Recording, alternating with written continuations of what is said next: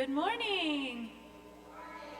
Welcome to worship. Let's stand and sing. Well, stand and hum. Stand and hum along with us this morning. Let's bring it out.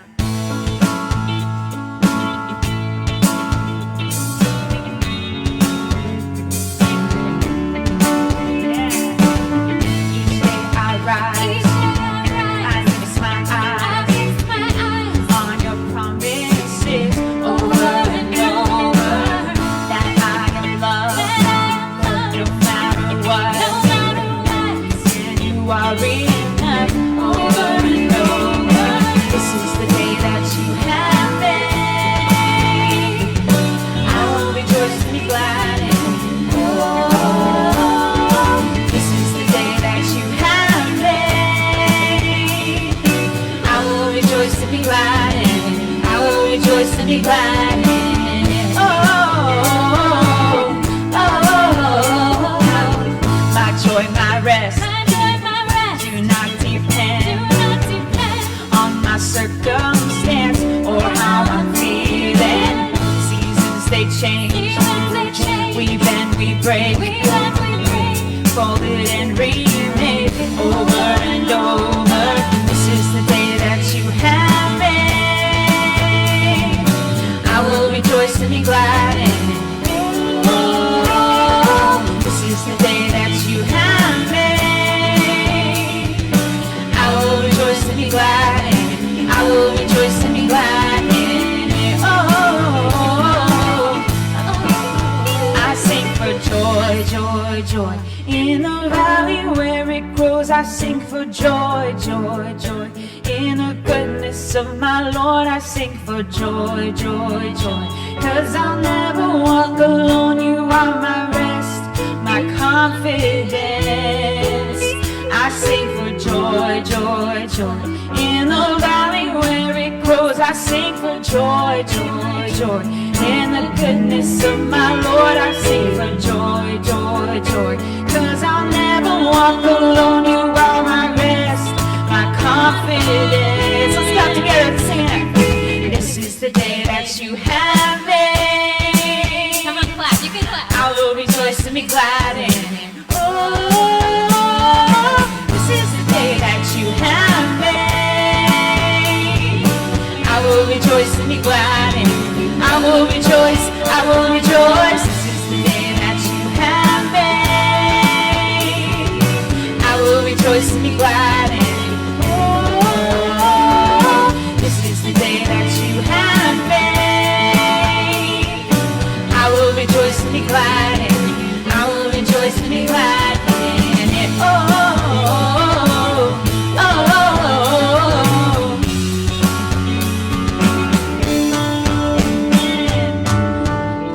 And all of God's people said, Amen. Amen.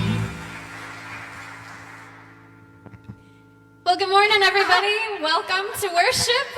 Grace and peace in the name of Jesus Christ, especially if you are with us online. Thank you for singing really loudly from home. Before we do anything else, I want you just to take a minute, look around, wave at the people around you. Just that moment of like, hello, we are not alone, we are in this together. If you're online, send a message, send a shout out, like somebody else's comment, send a text message.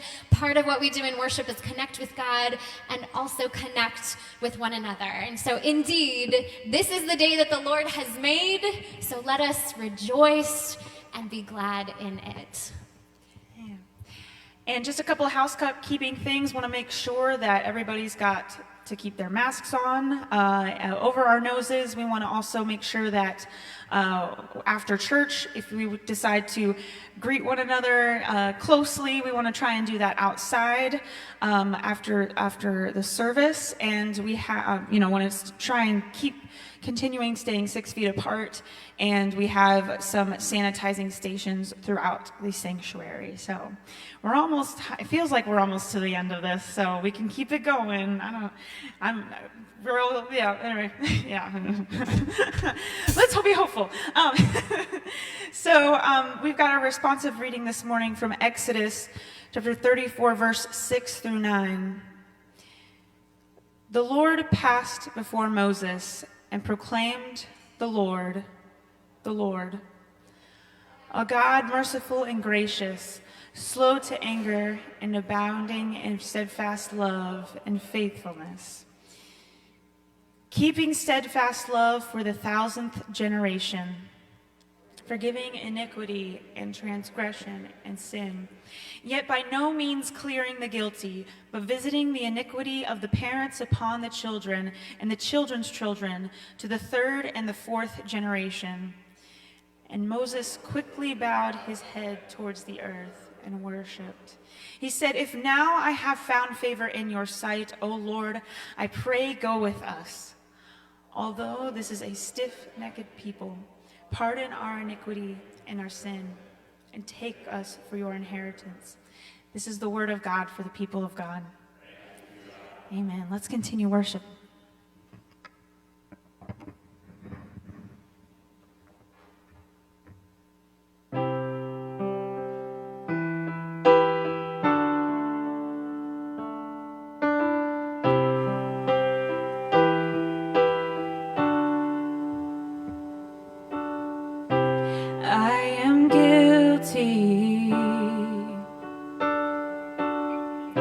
Ashamed of what I've done, what I've become. These hands are dirty. I dare not lift them up to the Holy One.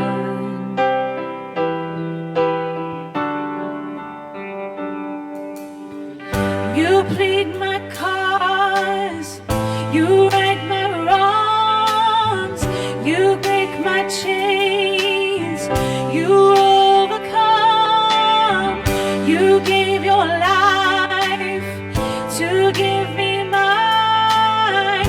You say that I am free, how can it be? How can it be?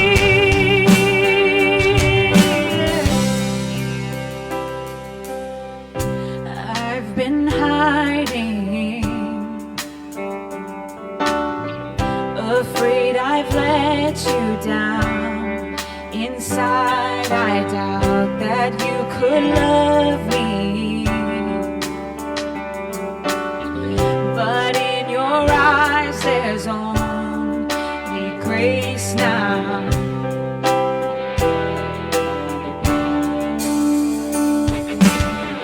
You plead my cause, you right my wrongs, you break my chains, you overcome, you gave your life to give me mine.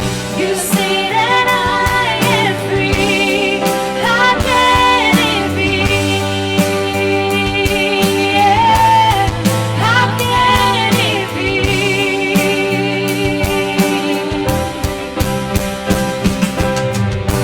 Though I fall, you can make me new. From this death I will rise with you. All of the race reaching out for me. How can it be? How can it be? You plead my cause, you right my wrongs, you break my chains, you've overcome, you gave your life to give me mine. You say that I am free.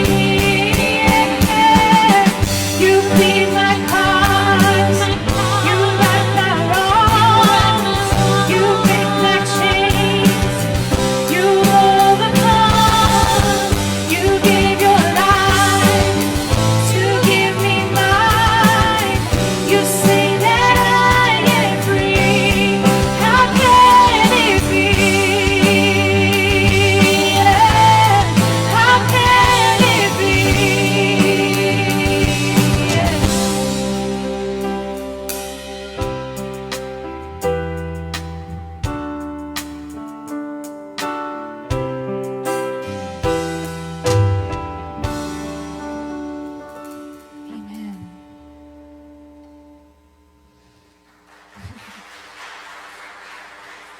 At this time, we've got Kathy coming up for a wonderful kids message. So kids, come on up on the screen if you're watching virtually, and in the sanctuary, let's have our eyes up here and ears. Thanks, Millie. Am I good? Almost? Maybe? Go? Nope. That's okay. Is this good? Oh, here I am. Is this right? Yeah, just turn it a little bit towards you. A little bit towards me. Is that working? Is it good? Okay. I could have just gone for broke with the volume of my voice, but I just wanted to make sure the microphone was working. Good morning. It's good to be with you this morning. As I look back on this week, I need to let you know that I had some days where I felt, ugh. I mean, really, ugh. I felt cranky, I felt angry, I felt tired, I just felt so super yuck. And sometimes I have a lot of days where I feel tired, angry, yucky, cranky. Ugh. And a day, I guess it was in January, the end of January, I was at home feeling yucky, and I got a package in the mail. And when I got this package in the mail, it didn't have a note. It was from my friend Terry, and I wondered what was in this package. And so in this package, she brought me cozy socks. She got me, I wish I had a wireless mic, then I could try this on for you. She got me a pair of pajamas. And she sent me in the mail, she sent me this amazing cozy blanket. Now, Terry sent me all this stuff in the mail, but she didn't know that I was having a cranky, yucky, bad day. She just sent it, and she just sent it to me because she loves me, and because she knows me, and because she cares about me. But she didn't know that it was yucky stuff going on that day. When I walk outside, I can see all the things that God has created for me and for you, for all of us. But the present that God sent me that changes my life is Jesus. And he sent Jesus to show me what love looks like, but he sent Jesus to show me that he loves me. And he sent Jesus to show me that he loves all of us, and that he loves us in the middle of our yucky, cranky, angry, tired, lonely, bad days. Let's pray. Dear God, thank you so much that you pursue us and that you love us. Amen.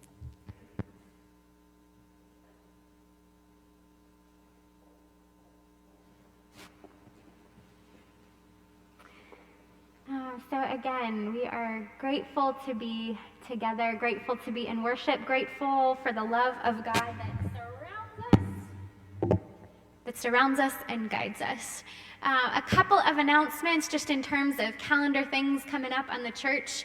We are in the season of Lent, but this week marked the halfway point. So we are, at this point, we are a little bit closer to Easter. And so this is a great moment to kind of check in with God and check in with your spiritual disciplines and your walk with Christ for this season. We do have Holy Week just around the corner. Palm Sunday is the last Sunday of this month. And so at this point, it's only like 2 Sundays away. And so Palm Sunday, if you recall, it leads us to the last week of Jesus's life here on this side of the cross.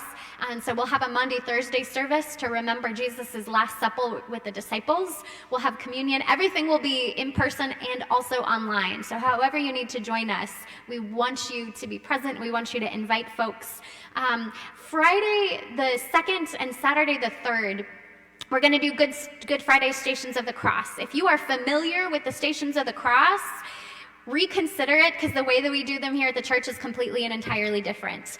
There will be kind of like a walk through separate rooms and different prayer stations. Most of the stations will have an experiential piece and everything is done with a COVID consciousness. But there will be sights and there will be sounds, there will be smells, there will be integrated ways to say, like, as Christ has died on the cross, so too do we remember those who have died. There'll be a lot of pieces. And so again, we really really, really encourage, please come and participate. That'll be, like I said, open from 9 a.m. to 7 p.m. on Good Friday and Holy Saturday, the days when we remember the days when Jesus died on the cross and was in the tomb. There's nothing that gets your heart ready for Easter like walking through the valley of the shadow of darkness. That's what leads us to the life and hope of Easter. And speaking of, Easter this year is April 4th. It's a first Sunday, so it'll be Communion Sunday. It'll be a joyful celebration, and we do ask that you make a reservation. So reserve your spot in the sanctuary, so your family can kind of sit together, or your own household can sit together in that spot. But we just want to make sure that we can make precautions so that we have room to social distance and welcome folks. And so if you want to invite somebody to join us, Easter Sunday is the perfect time to do so.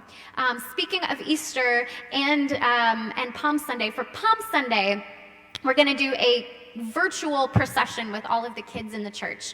And so if you or your kiddo would like to send us a video, in fact, I'm going to even say, please send us a video. We want to, typically on a Sunday, Palm Sunday, we'd have the kids come down the aisle and wave palms and shout Hosanna, but we're going to do that in video form. And so we want video clips of all of our kids.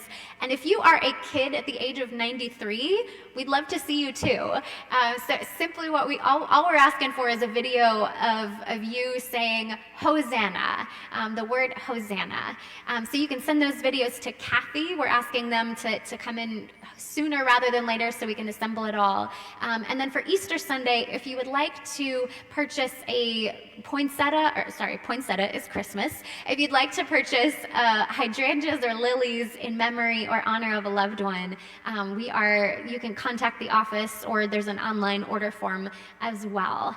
One other tiny just detail that we're doing, we had an opportunity to repaint and recarpet our building, and so that meant we went through a lot of closets. So we have lots of books and VHS tapes. If you would like to pick something up for your own personal collection, that would help us to have less stuff to donate to. But if whatever doesn't get picked up, we're going to be giving it to Chamberlain's or Goodwill or something along those lines. So just know that is happening, church. That being said, there are small groups that are happening. There are ways to plug in spiritually and grow and serve. If you'd like to be a greeter or an usher or help welcome people on Easter Sunday, we definitely have needs in that area as well. But that being said, let's give our hearts to God, just as we give our worship. Offering is a time of spiritual giving where we give to God with joyful hearts. And so I invite you, let's pray. We do have online giving. We have plates if you'd like to drop your gift in the offering plate here in the aisle. Or we've also had folks that have written checks and put it in the mail. And so all of these things we pray over. So let's pray. Let's take a moment.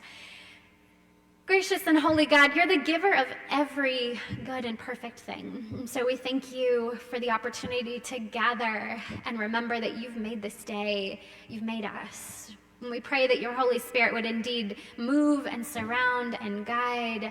We pray your blessings on all that is offered up this morning, all that is offered in person or online or through the mail. May you bless all that is given, Lord, that giving would be a spiritual act of worship where we connect with you and we put you first in all things. So gracious God, may you receive what is offered. May you use it for your mission here on earth as it is in heaven. And may you give us the joy of knowing that we are part of the work that you're doing for children's ministry, for ministry along those experiencing homelessness, for the ministry of worship, and for the ministry of welcoming others into your grace.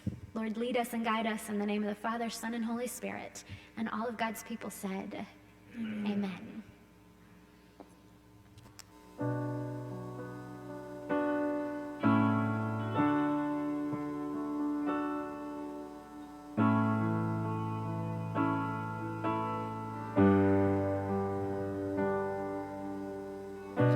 You call me out upon the waters, the great unknown, where feet may fail, and there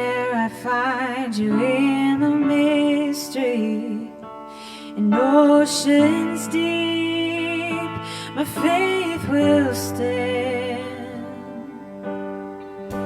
And I will call upon your name and keep my eyes above the waves. When oceans rise, my soul will rest in your embrace. For I am yours, and you are mine.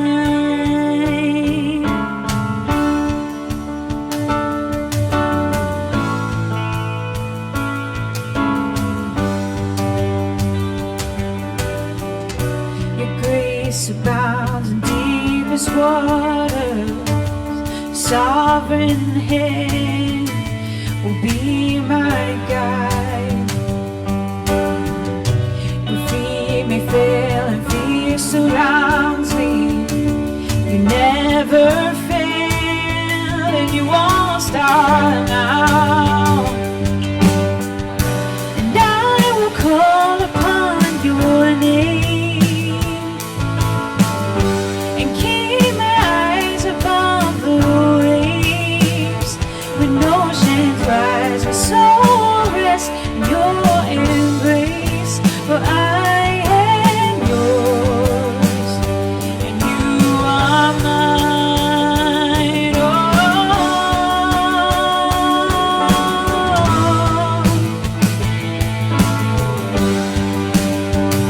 and you are mine. Oh.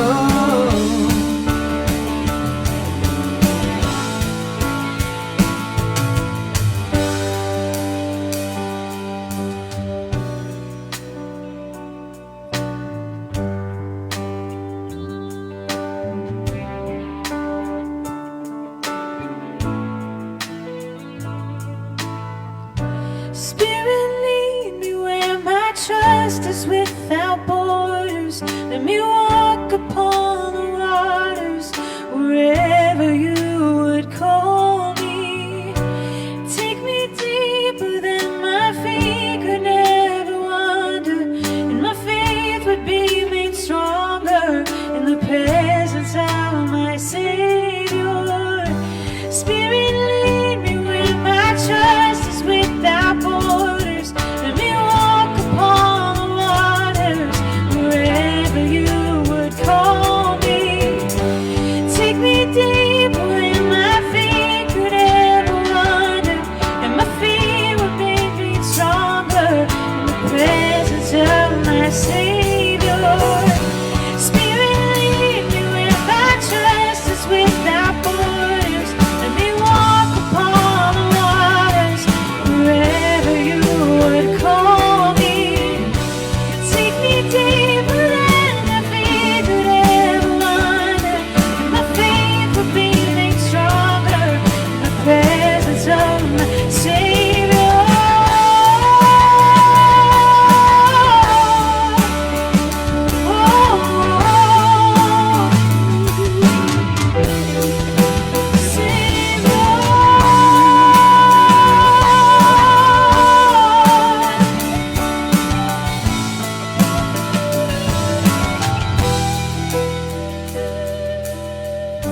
And I will call upon your name and keep my eyes above the waves.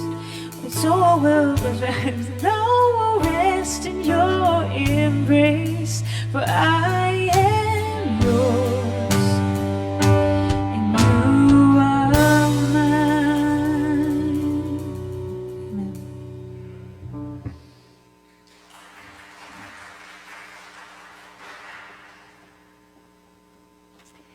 So, in addition to this morning being the fourth Sunday of Lent and also being a time change, so again, props to all of you who who made it here this morning. This is also about the 1-year marker of the pandemic season of things being kind of shut down. And so I went back and forth on whether or not to acknowledge that or how to acknowledge it, but I really felt like it was something that we needed to just, if nothing else, just pray over. Early in the pandemic, I found a lot of comfort in the practice of breath prayer. And so what we did in that, you simply sit before God, and we are present with God. As you breathe in, you can repeat a short phrase. As you breathe out, you can repeat a short phrase.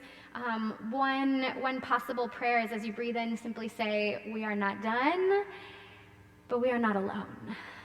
We are not done, we are not alone." I think another way to pray through this time, as you breathe in, you can name some things that are still stressors or burdens or fears in this season, and then you breathe out, simply give them to God. Breathe in the hope of the Lord and the strength that is with us. And breathe out a moment of trust. As we sit with the season of God's love, maybe we breathe in the grace and the love of God that is unconditional and leads us. And we breathe out the anger and the frustration and the confession that we do it imperfectly. We breathe in the love and grace of Christ. And we breathe out our failures. We breathe in a moment of gratitude. We breathe out praise for the moments when God is with us. We breathe in the strength that comes from God. And we breathe out. Maybe with each breath we pray for specific people as they come to mind. We breathe in gratitude for surgeries gone well. And we breathe out prayers of recovery for people like Jackie. We breathe in. We breathe out. Present with the Lord, the God who goes with us. For we are not done. We are not alone. We are not done. We're not alone. We're not done with Lent. We're not alone in Lent. We are not done in our work as disciples. We are not alone in our walk with Christ. We are not done with this pandemic. And we are not alone in this pandemic. And Lord, for now, we simply breathe in your presence. We sit with you. Thank you, Christ.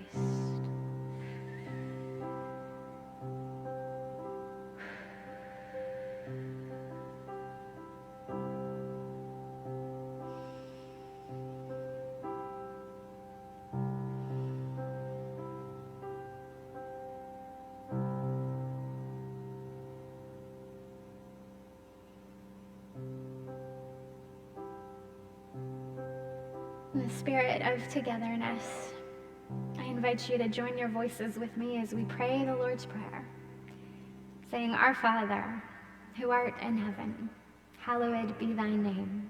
Thy kingdom come, thy will be done, on earth as it is in heaven. Give us this day our daily bread, and forgive us our trespasses, as we forgive those who trespass against us. And lead us not into temptation, but deliver us from evil. For thine is the kingdom, and the power, and the glory forever. Amen. Amen." Let's hear now the word of the Lord.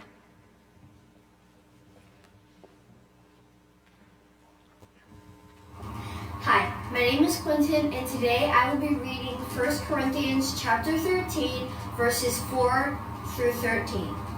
Love is patient, love is kind, love is not envious or boastful or arrogant or rude. It does not insist on its own way. It is not irritable or resentful. It does not rejoice in wrongdoing, but rejoices in the truth. It bears all things, believes all things, hopes all things, and endures all things. Love never ends, but as for prophecies, they will come to an end. As for tongues, they will cease. As for knowledge, it will come to an end. For we know only in part, and we prophesy only in part. But when the complete comes, the partial will come to an end.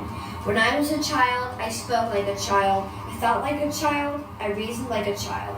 When I became an adult, I put an end to childish ways. For now we see in a mirror, dimly, but then we will see face to face. Now I know only in part, then I will know fully, even as I have been fully known. And now faith, hope, and love abide, these three, and the greatest of all is love.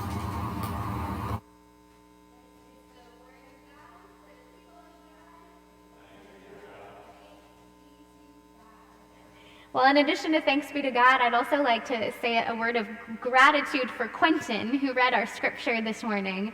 One of the things that we're trying to do with our continued work of family discipleship ministry is better connect kids and students in the worship service. And so again, families, if your kiddo wants to read scripture, that would be great, because I don't know about you guys, but it does my heart really good especially when kids read scripture. I hear scripture differently, especially when it's read by a kid. I think if we'd had an adult read that passage about when I was a child, I thought like a child, I don't think we would have heard it as closely. And I know for sure Q's mom, she said, boy, when he talked about being an adult, it got me a little bit. And so, there's something wonderful. So Q, thank you for using your gifts.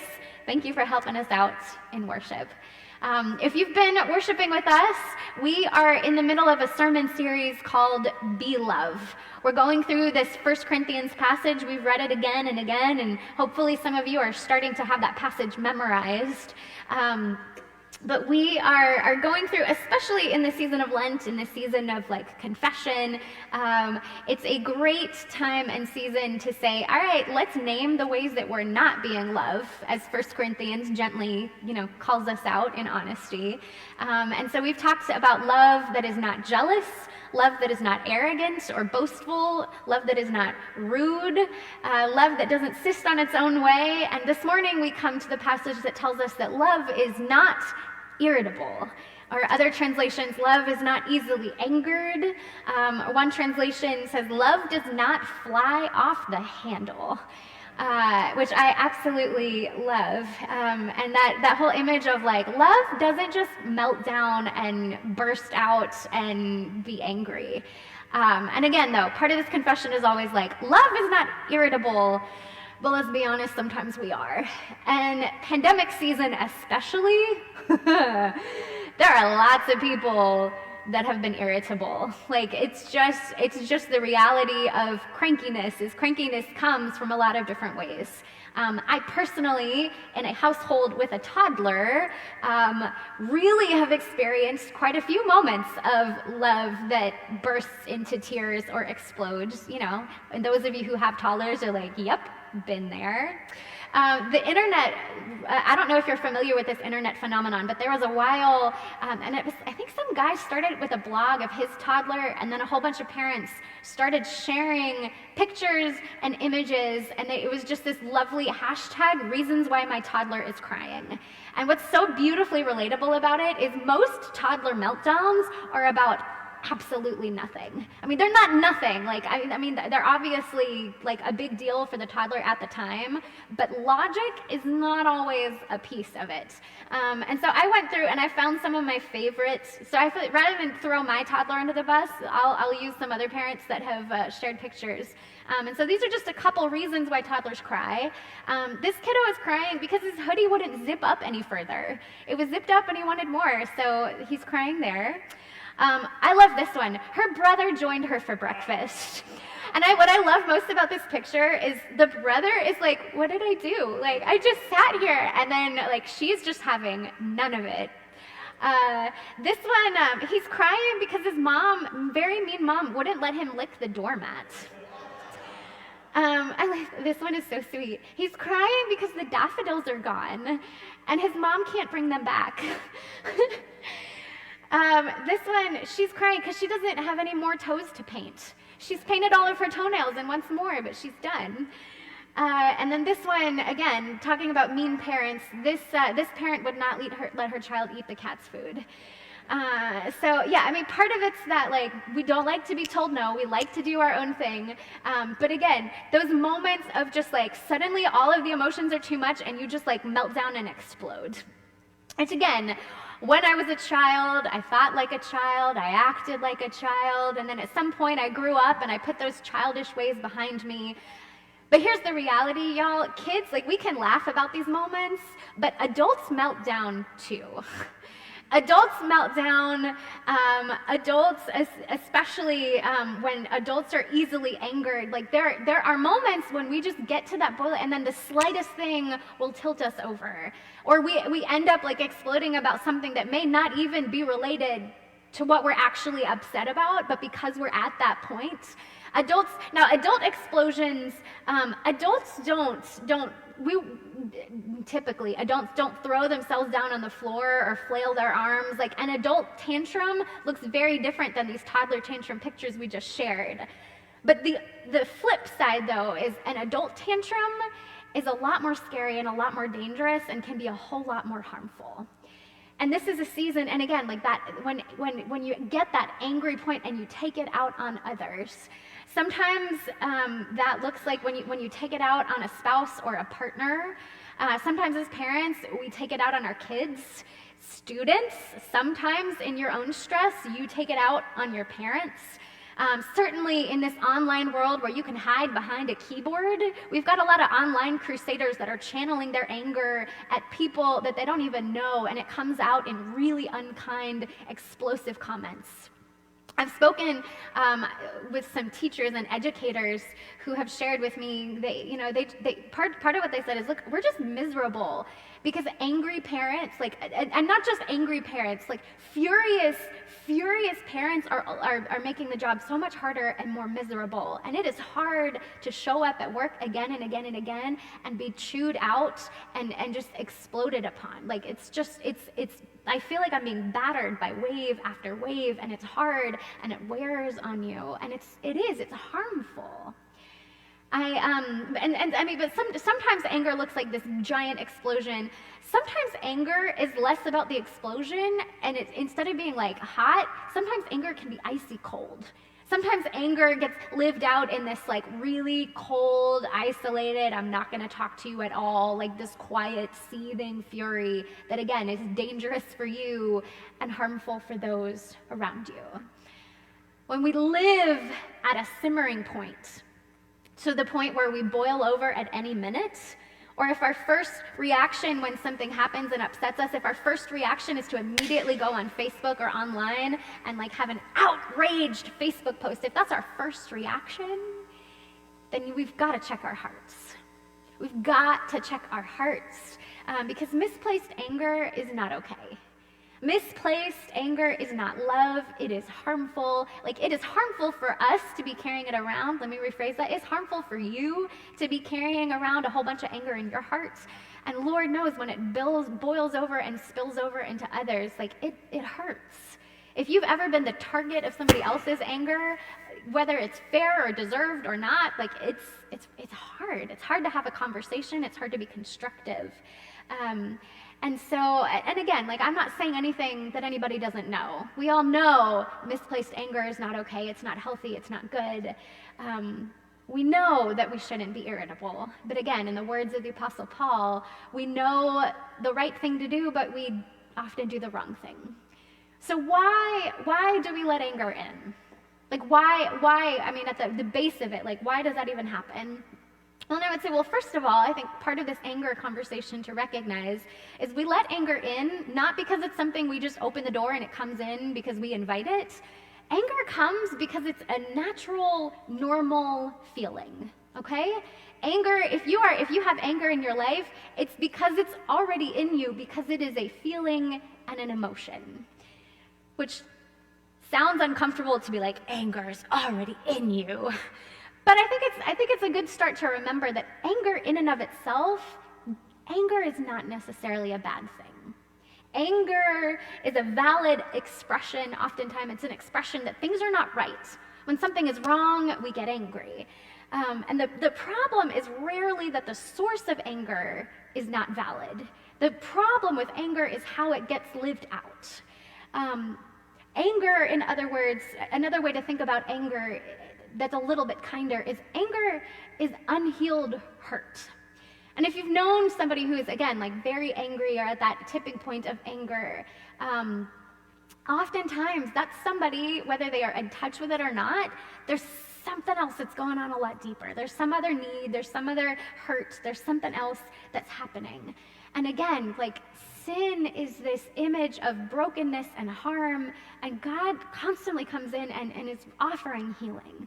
So to be healed of anger, to be healed of our hurts, is a balm against overly explosive anger. The Apostle Paul in Ephesians 4, he tells the people in Ephesus, he says, be angry, but don't sin. That's the same passage where he says, like, don't let the sun go down on your anger. In other words, don't let anger control you. But again, like, you are allowed to be angry. You have to feel anger when you're angry. Like, you can't close it off. In fact, if anything, half the time, anger becomes dangerous when we refuse to feel it.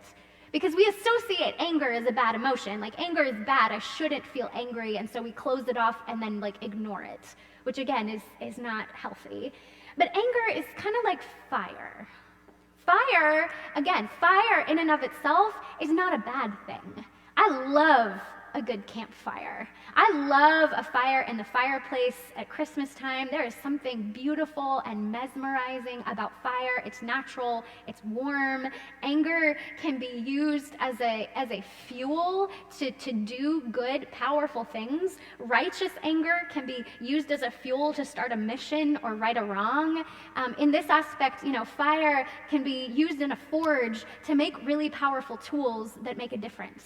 Anger, and again, if anger is a sign that things are not right, part of the reaction of using that anger is to look and actually fix and make a difference about that thing that's not right. For example, some of you may have heard of MAD, the MAD organization, Mothers Against Drunk Driving. It was started by a woman who was absolutely furious that her child was killed by a drunk driver. She was furious, and rightfully so.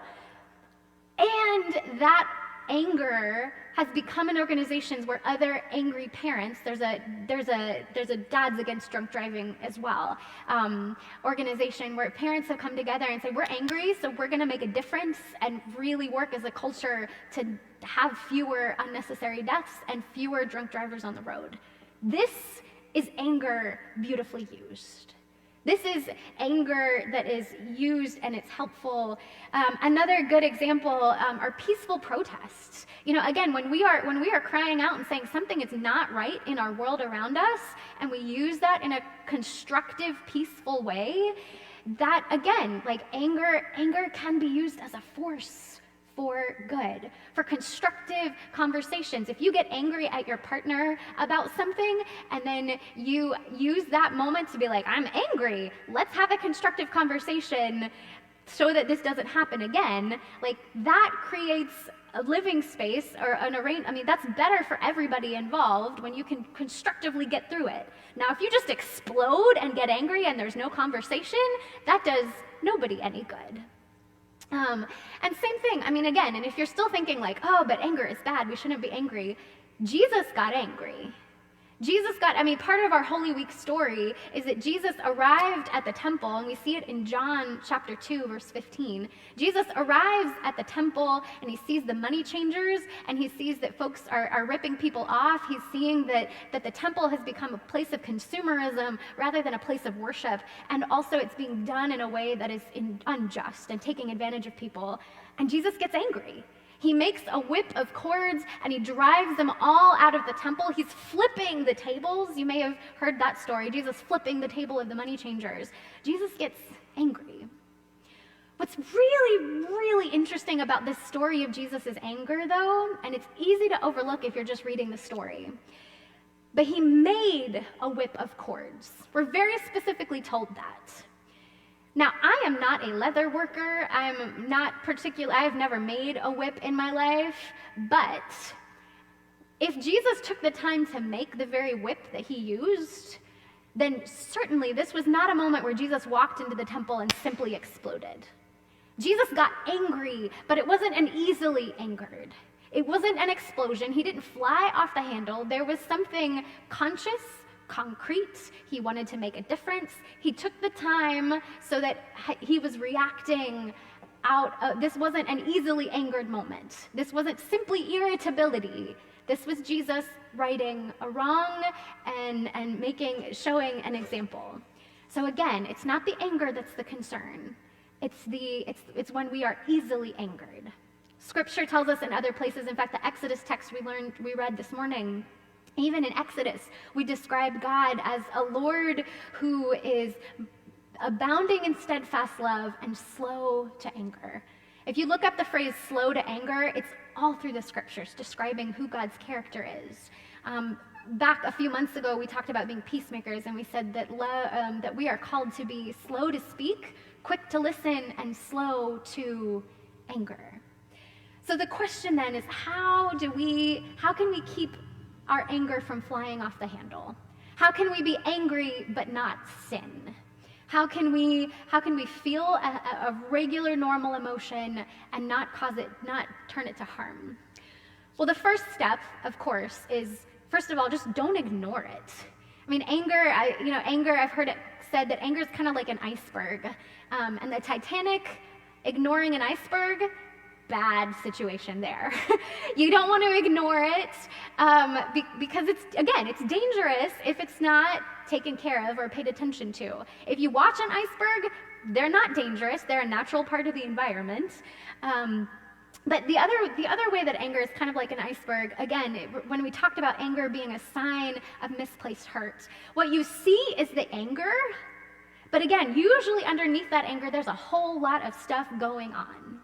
And so for you, when you get to that place where you are angry, where you can tell that you're irritable, or you can tell that you're grumpy, you can tell that you're at your boiling point and you're reacting in ways that are unhealthy, maybe the question is, okay, where is this actually coming from? Are you angry because you're grieving? And maybe you need to talk to somebody and have some counseling. Are you angry because you're exhausted and you just need a nap and some better sleeping patterns? Are you angry because you're hungry? Like, I'm not joking, I'm serious. Like, that happens often where folks, like, we have needs that are not met, and so we get angry. I'm gonna say that again. We have needs that are not met, and then we get angry because of this hurt that sometimes we're not even aware of. I think part of the anger that we're seeing through this pandemic is because so many people are disconnected and we need social connections. We carry guilt or shame, we carry worry, we carry stress. And again, it boils over in other ways. And if we just ignore that anger, then we're ignoring the fact that we have needs that are not being met. I mean, it would be like ignoring a gaping wound and just moving on. We can't do that because, again, part of this call to be loving comes from this place of we have to be whole. And God's vision for us is to have abundant life. And we can only get that from a wholeness that God gives us. As somebody brilliantly told me earlier in this pandemic, you can't give what you don't have. You can't give what you don't have, and if we're not in this place of wholeness, if we're not like settling and abiding in God's love, we're not going to be able to give love and be loving. And of course, we're going to be angry in ways that are unhealthy. The second way to be angry without sinning is when we recognize we're getting angry, just don't feed it. I think sometimes what happens is, either like maybe we don't ignore it and we're like, I'm angry, that person made me angry, and then you stew and you cycle and you keep feeding that anger, or you go to somebody else and you talk to them about how horrible that other person is. That's feeding into that anger. If you're continuing to sit with that spot and you're like sitting with those thoughts, or even just like angry and then like you just like, you know what I mean when I talk about feeding that anger. Like, we do it, and so once you recognize, all right, I'm angry, I'm not going to ignore it, I need to stop this cycle. I need to step back and de-escalate. step back. And these are those, like, again, like a child, thought like a child, but like the things we learn as children are sometimes the most important things. Teaching a child how to process their anger is just like us learning how to process our anger too. And so if you're angry, you get to that spot, stop feeding that anger, take a step back. And there's a lot of ways you can do that. Take a breath, take a walk. You can refocus your thoughts. And by refocus your thoughts, maybe there's like a phrase that you need to repeat in your mind. Maybe like, I don't need the last word. I don't need the last word. I don't need the last word. Maybe that phrase for you is, all right, I'm the adult in this situation. I am the adult in this situation. Or maybe if you want to go biblical, you can simply say, like, your repeated phrase is, love is not easily angered. Pick a scripture verse. Pick some positive thoughts to settle in. Again, like, this is a process of prayer. Some other ways, drink a glass of water, ice water, cool off. Count to 10. Find a space to vent. Now again, venting is not the same thing as triangulating or gossip. There's healthy venting where you vent and you let it go. There is also unhealthy venting where you gossip, and that's the feeding into that anger. And the differences are subtle, so be careful there. You can throw a ball, throw something. You can, like, I saw somebody back there was like, I could smash something. Yeah, by all means, like, again, like, within the realm of safety. I mean, but again, like, this is, like, don't feed the anger, like, let it out, like feel it, express it in a healthy way. Journaling. Or for some people, maybe you journal all the things that make you mad and then you crumple it up and throw it away, or you burn it. Or maybe you're not a journaler and you just want to crumple the stupid paper. Like, crumple paper. Like, again, there are tons and tons of ways. And again, if you're worshiping with us online and you're like, this is what I do when I'm angry and it's helpful, like, put it in the comments, let us know. Part of the gift of community is that we bounce off of one another. But again, like, cool off, like, hit like a pressure cooker. You gotta hit that, like, open it up. Before you can open up your Instapot to get your food out, you gotta let the pressure off somehow. Natural release, or like an intentional releasing of the pressure, like, take that breath. But even if you cool down, let's say you got angry, you've got the emotion, you've got the feeling, you cool off, you let it go. Now again, if anger is caused by something that is harmful, if anger is caused by an issue or a problem, simply dealing with the emotions of anger doesn't fix the issue. So even if you cool down, sometimes the issue still remains. And this is especially true in cases where sometimes, like, there's a habit that is repeating or cycling in an unhealthy way that is harmful. And so for here, once you've hit that pressure release button, you gotta find the cause, you gotta channel it. Channel it in a way that makes a difference. So some helpful reflection questions, if you wanted to look at that, is maybe the process for anger, you ask first, like, are you at your boiling point? If yes, then step back, find those ways of, like, breathing, throwing things, journaling, whatever it is. Once you are no longer at your boiling point, then come back to that question. Do you have unmet needs? Am I tired? Am I hungry? Is this coming from somewhere else in me? Like, is this me? Am I overreacting? Like, is this, like, do I need to do something to bring a better, more healthy whole self to this situation? If so, take care of yourself. Y'all, you are a creature created by God. God loves you. You are worthy of being cared for. You are allowed to take care of yourself. Take care of yourself. Amen? With that, again, you can't give what you don't have. You can't love out of an empty vat. So once you've come to that spot where it's like, okay, I've taken care, like, I'm pretty sure it's not just me. I'm not just overreacting. You come back to that question: has harm occurred? Not just like, have I been slighted? Again, I think sometimes we can get our panties in a bunch. There's a difference between real harm and just like, I'm offended. And let's be cautious there. And sometimes that line is different. I think what's hard is sometimes we are tempted to judge other people and we're like, that wasn't really harm. We're allowed to judge harm for ourselves. If you have been harmed, don't just let it go, because that can be an abusive cycle. But if real harm has occurred, if not, if you're at the point where you're like, okay, cool, that was annoying, it's frustrating, but it's not really harmful, like I am still okay, then let it go. Offer grace. This is forgiveness. This is where we're called to practice it. If it's simply a matter of like somebody that is frustrating you, if you're angry because somebody is frustrating, let's let it go. Let's live into this adult growing kind of peace. But again, if harm has occurred, don't keep putting yourself in that situation where you simply allowing yourself to continue to be harmed is not healthy. That's not okay. And so if yes, you're allowed to set boundaries and work for change. Just like we teach children, use your words. Sometimes that's a hard and healthy conversation. What we want to avoid is anger that's spilling over for no reason, anger that's simply an exclamation point. What we want instead is we want to feel anger, to express it and channel it in healthy ways. Love is not irritable or resentful or easily angered, but love looks for change and wants no harm. So anger rooted in love does no harm. I think that's the biggest difference, where we can look and say, okay, is this anger that is productive and making a difference to have a world that is less harmful? Like, is this healthy? And I would say in those spaces, like, righteous anger can be used as a grace. But again, this whole part and process of wanting to be more full of love, less easily angered, less flying off the handle, less exploding on others, less, again, because unhealthy anger causes harm towards others. And we want to be love and not harm.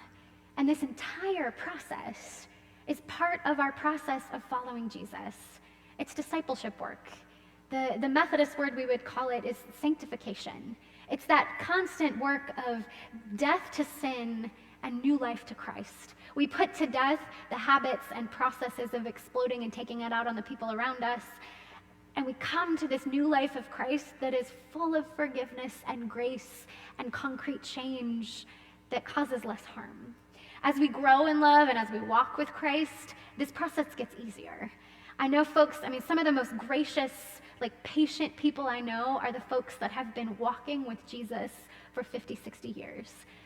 Deeply praying and following Jesus and being full of the love and grace of God. The God who is slow to anger will also work on your heart so that you would be slow to anger too. Real love, mature love, that childish ways behind me love, acting like an adult, living into the true deep love of Jesus, it is slower to anger. It is more compassionate and more willing to offer grace to others.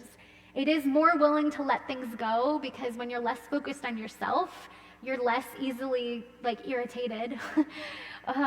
When you don't think, if you're not taking things personally, again, deep, mature love is willing to put the relationship and the person in front of a personal slight. And so at the end of the day, y'all, we can either be controlled by our anger, or we can be guided by God. And if we are seeking constantly to be guided by God, that is the discipleship question. And so the question here is, yes, love is not irritable. Love does not fly off the handle. Sometimes we do. But are we willing to come to God and say, all right, God, I want to be guided by you, and I don't want to let anger control me anymore. I don't want anger to control my emotions. I want to put that to death. I want to name that as a sin and an unhealthy habit. And if so, I want to live and walk in your love, God. There's a prayer, it's the Wesley Covenant prayer that I kept thinking about this week as we were talking about this, because again, there's a line in this prayer that says, let me be full, let me be empty. And I just felt like that was a really fitting prayer in this conversation about anger, because it's one of those, if it's a righteous thing and we're called to this change, I don't want to just sweep things under the rug. If it's a conversation that needs to be had, we don't want to just sweep things under the rug or ignore where deep needs are met. And so maybe that's that space where we can say, Lord, let me be full. But also if the anger is one of those spaces where it's I just need to let this go, God, I need to let go of this pettiness, then Lord, let me be empty. Let me be full of the grace and love of Jesus in a love that works for no harm. And let me be empty of these other things that would name me and control me. So again, this is a prayer of surrender to say, all right, God, my life is yours. Help me. And so I invite you to pray this prayer with me. I'm going to invite you to pray it out loud and make this be your moment to say, all right, God, here I am. I'm yours. Let's pray. I am no longer my own, but yours. Put me to what you will. Place me with whom you will. Put me to doing. Put me to suffering. Let me be put to work for you or set aside for you, praised for you or criticized for you. Let me be full. Let me be empty. Let me have all things. Let me have nothing. I freely and fully surrender all things to your glory and service. And now, O wonderful and holy God, Creator, Redeemer, and Sustainer, you are mine and I am yours. So be it. And the covenant which I have made on earth, let it also be made in heaven. Amen. Amen. May it be so. Let us stand as we close worship this morning.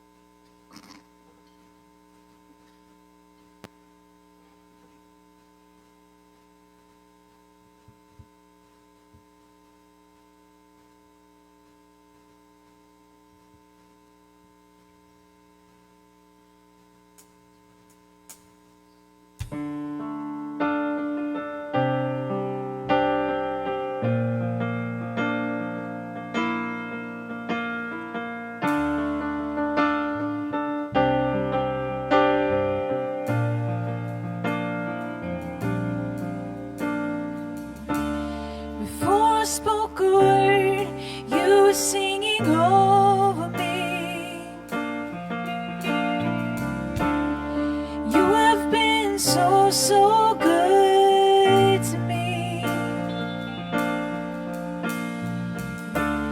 Before I took a breath, you breathed your life in me. You have been so, so kind to me.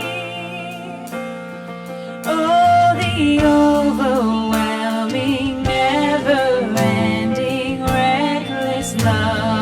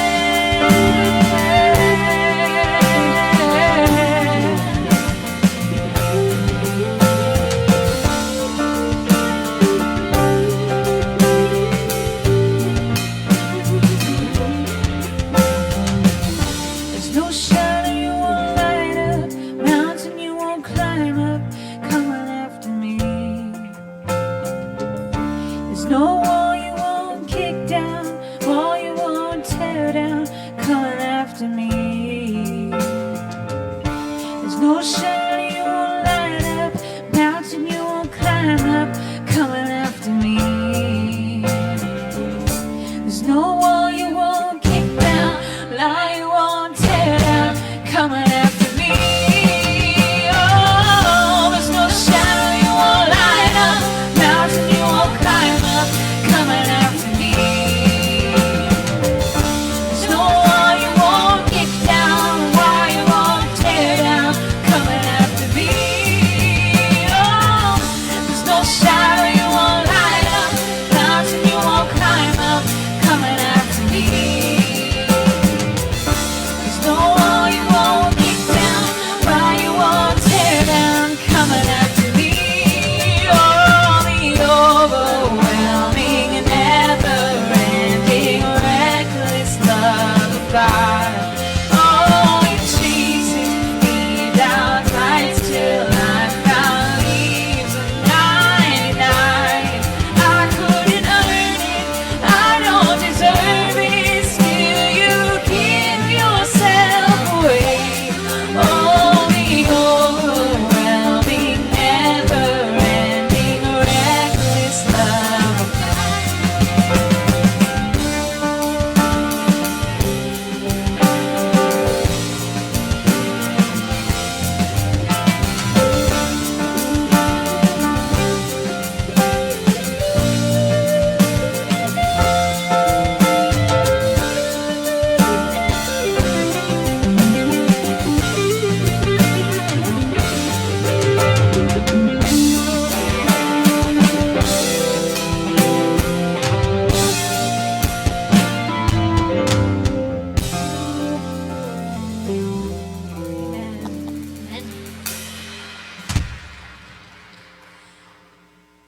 The Lord is a God merciful and gracious, slow to anger, abounding in steadfast love and faithfulness.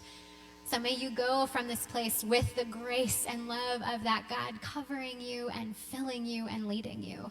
May God lead you to be slow to anger, quick to listen, and slow to speak, and cause no harm. Go in the name and love of Jesus and love your neighbor. Amen? Amen. All right, we'll see y'all next Sunday. Peace, peace, peace.